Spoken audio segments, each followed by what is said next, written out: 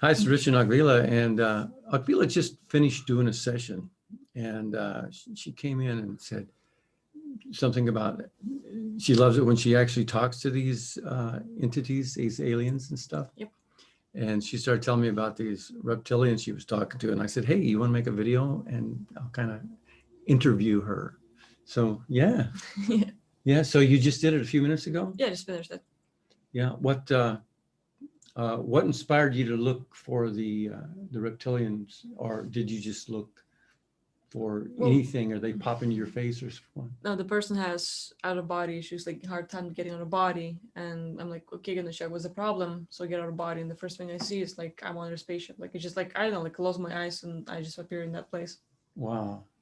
So what happened when you saw them? Well, I basically focus on the girl. She had this kind of like a vortex. It's kind of like a spiral, but like like going up, and it's kind of like creating this energy shield surrounding us, like keeping us in this isolated like tube. Mm-hmm. And this energy is basically keeping like this kind of like it has a vibration, and it's kind of like a Faraday's cage where astral body cannot get out of there. So basically, whenever you walk, this thing always goes with you, and if you're trying to get out of body, it's like you cannot go past it.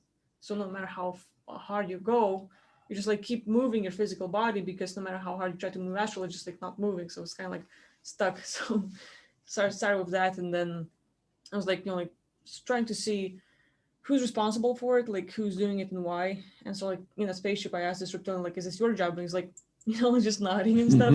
And started like to ask more questions, and like really honest, like they're like respectful, but they don't like uh, if I don't see like, hey, there's not gonna be a deal out here, so like I'm gonna destroy or something. So they're really aware of it, and basically just trying to play chill and just tell everything what's going on, Mm-hmm. trying not to get in trouble. So there's that. Wow. So uh, how many were there? Were you like in a room with a bunch of them, Yeah, or? like I mean, like I was on board of the spaceship, and in the room there were like 15 reptilians. Mm-hmm. So yeah, Yeah. Um, so what did they say about? Are they doing it just to one or two people, or whole humanity. yeah? Like they have plenty of mechanisms. Like one was that like sort of like the spiral thing that keeps us sort of trapped. Then there's the whole anchoring. Like they're like I just like I had like a whole list of what's going on with humanity and how they keep us there. But it's kind of like they're the brain power. Like they're not gonna do most of it themselves. More like like they think of the idea, and then everyone else will be direct. Like okay, this is what we're gonna do. Mm-hmm. And so like a lot of beings, like even humans, are playing part of it. Like having deals with them on how to trap us and stuff. But the whole like sort of spiral thing that keeps us here. Mm-hmm. Then there's the whole anchoring system where uh, like the astral body and like every other body we have is anchored to the physical one. So it's kind of like like ship drops the anchor and it's not going to move, and until you remove the anchor, every body's sort of like stuck here. This is Mm. a sort of like stop place. So it's another thing. Wow. Did you do any work on it? Yeah, destroy all of it. I mean, like there's a whole lot they were doing. I also like there's the whole material world addiction where, for example, people might try to get out of body or doing anything to be free or like just like get better, get out of here, learn more and stuff. So they have sort of like control or signals of like whenever you're trying to do it, it rings their bells kind of like, and they know that they have to like fix you up. So affecting anyone around us, people around us, the like for example I'm going to try to do meditation and practicing getting out of body. And you get a phone call, someone writes to you, and someone walks into the room, like your cat or dog will start acting weird and stuff. So they kind of taking over the surrounding people or situations in life where all of a sudden something happens and it's a present time problem, so you have to fix it. Anything really, like anything they can do to distract you and just keep you away from the goal, it's like they will use that. Wow. So So they there's this. really don't want people getting out of their bodies, huh? No, not really. Wow. Some of the bigger ones was like kind of like the whole thing with the electromagnetic fields, like the whole thing like 4G, 5G, Wi-Fi, phones, TVs, PCs, anything like that. It's kind of like the soul energy turns out the visuals. It's kind of like all of these things are amplified and using overstimulation.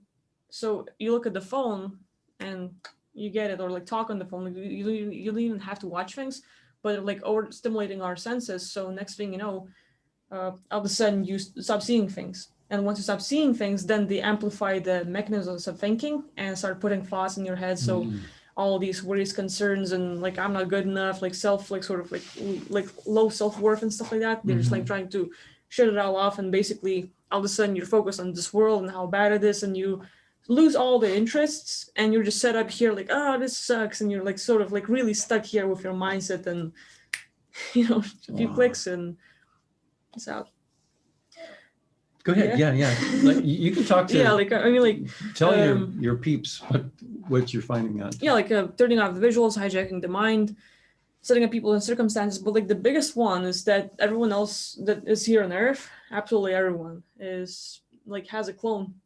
Like they have like their station, like in a planet, like in close, like or like kind of like a satellite close to the Saturn and stuff. They have their own base there, and pretty much like in there they have like, for example, someone is just born in this world, and like how in the hospital they're gonna write up your stuff, and it's like in here, so like for taxes and nurse that sort of stuff, but it's kind of like with the soul contracts, counterparty copy. So they get the copy of your ID, and now they own you, and so they can create clones of everyone here on Earth. And basically now your clone is pretty much like a voodoo doll, so it's like tied up in this like little room and being messed with, like injected with things and tortured and zapped and other things. But eventually it's trying to break the mindset of the clone. It's kind of like, I can't get out, I'm stuck, I'm like, and all of these thoughts, basically like an imprint, comes back here. And even though we're trying to get our body, deep within that core programming, I can't get out, I'm stuck, starts playing, and like no matter how hard you try to get out, you're stuck. So like there's the whole mindset and cloning thing and stuff like that, and there's a whole lot going on. Wow. Now those clones over there, is the consciousness that's here, like I have aspects of consciousness in all kinds of places. Do they have an aspect of my consciousness, or is it more a clone of the body and the body stuff? Yeah, it's more like the consciousness, they have a hard time limiting it, but like while you're stuck in this body, you sort of like identifying with it so much that if they mess with that body, you're identifying with that body. So like there's that connection. Yeah. Okay. Wow. There's a lot of things, but like luckily, like this kind of group of reptilians, like like just talking to them, is like they really respect us. They know what we're capable of, so they're like, oh shit, like I better say everything because I don't want to get in trouble. So like they're like, I'm just like asking like, okay, what else? And they're like telling me absolutely everything, like with all the details on, like, let's say they have lots of spaceships right here on Earth, but they're using that invisibility cloaking and the whole spraying with like chemicals and shit. For example, like that's humanity's weapon, like to sort of mess with us. But they have their own stuff that they spray like an overlay on the chemtrails to even mess with us even more. So there's like lots of these things, but just talking to them and basically saying like, hey, I'm going to create the place for you to get out and make sure you never ever come back and mess with humanity, sort of like giving them a ticket off, but kind of like setting up a program that if they come here, it's kind of like self-mechanism that will destroy them and stuff. So basically giving them a way off without ever actually messing them up too much, and sort of like destroying their tech here, sort of like all the clone bodies, their bases, things like that limit us. So like that's taken care of in my place, like my universe. But I just sort of like wanted to share these things because if anyone else sort of has these things, like, okay, this is a possibility of what can happen. And if they can just sort of with their own imagination, that can help as well. So, yeah.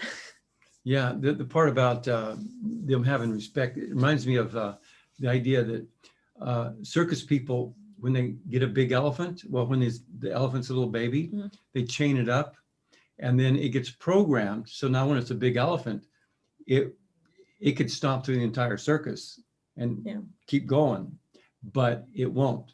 But if the person was aware that the elephant was waking up and realizing that it was not a problem, the whoever was standing there next to the elephant would all of a sudden have a lot of respect for the elephant. How powerful they are, kind of like that. Wow. So what do you suppose, what makes you different? How is it that you're not affected so much or not at all, or what's the difference between you and somebody that's having difficulties getting out of body? Good question.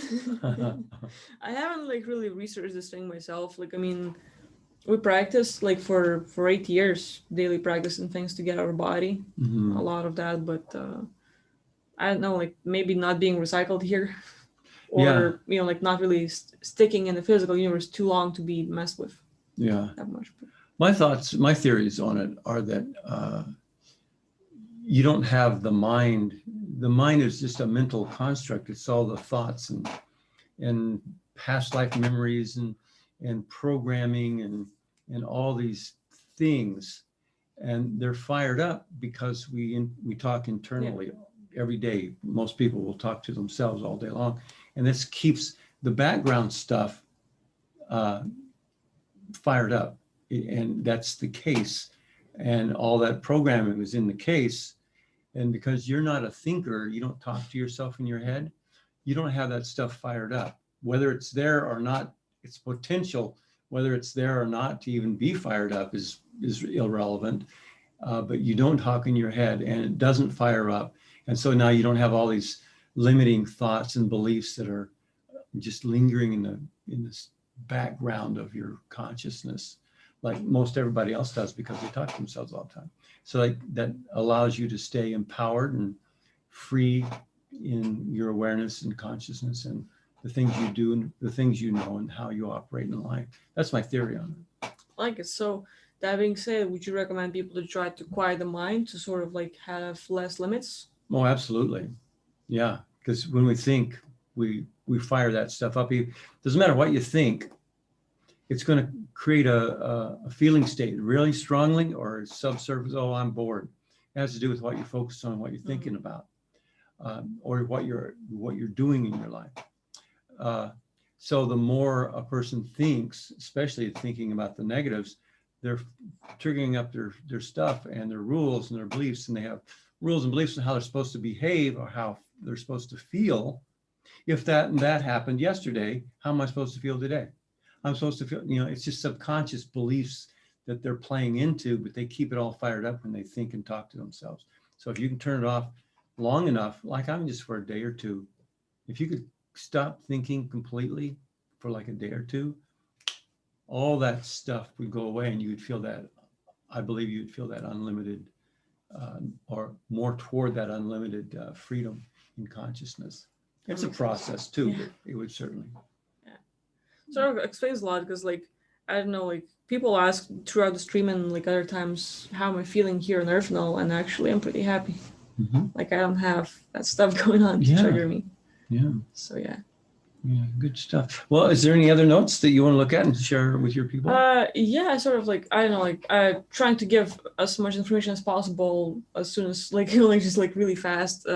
The little part I guess I miss about it, sort of like a energy tube that holds us here.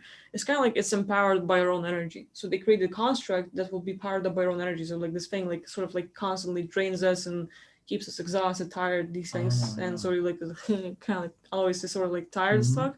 Which like one thing is like you're already too tired to practice getting out of body and you will just like fall asleep and you're out.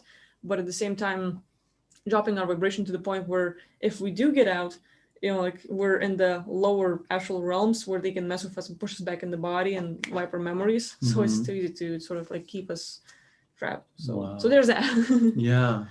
Oh, that's really interesting stuff. Just on a very practical or a very visual thing, what this one reptilian that you talked to, what did it look like? It's more like the whole group.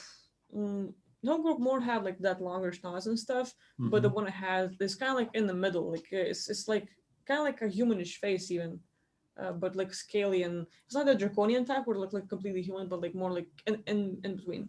Like tall clothing. They have like the whole spacesuits, as in like not for the astronauts and stuff, but more like the whole suits with colors like stripes and different things and how big? I mean, a bit bigger than me. Actually, they were like kind of like even like childlike, like 8-9 feet tall. So not too massive, but still big enough. Wow. Okay. So was it like you're meeting them in the astral version of the physical, or you made them in like can you even tell if it was the physical or an astral? More like a physical. Like they're here right now. Like if we were to actually fly out and see them, like their spaceship is there. Okay. I mean, there's plenty of constructs. To the point, like I made a video about like yesterday. But it had like these satellites that would beam Earth, like kind of like satellite constructs, not specifically satellites, but like they would basically sort of like surround and like fly around and constantly beam the energy. So the whole human is like falling into this zombie state and be turned off and stuff. So there's like lots of ways how different groups can mess with us. Yeah. But just saying, it helps to be aware of these things. Well, I'll let you take it from here and wrap it up or continue talking. Bye now. Yeah, bye now. Yeah, thanks for doing that. So, but you encounter these ETs often, or Every just day. every day? Yeah. Yeah. So That's amazing. It's totally doable. I've met people who have great visuals like you, and they didn't know their potential or what they really could do with those. And it's kind of like a guided visualization, but they've usually encountered an ET before, and they would like to do it again. So I could help them just like focus in and get in touch with this ET. And the next thing you know, they're talking to them. I mean, back and forth, vivid, visual, audio, the whole thing. Yeah. You know, I can't see it, but you know, they could either have their eyes closed or open, but they are shifting in consciousness the way you do. And yeah, you can definitely talk to these ETs. Okay. So, all right. All right, then. Well, thanks everyone for watching. If you have any questions or want to share your story, feel free to write down in the comments, and we'll see you next time. Yeah. Thanks. Bye-bye now.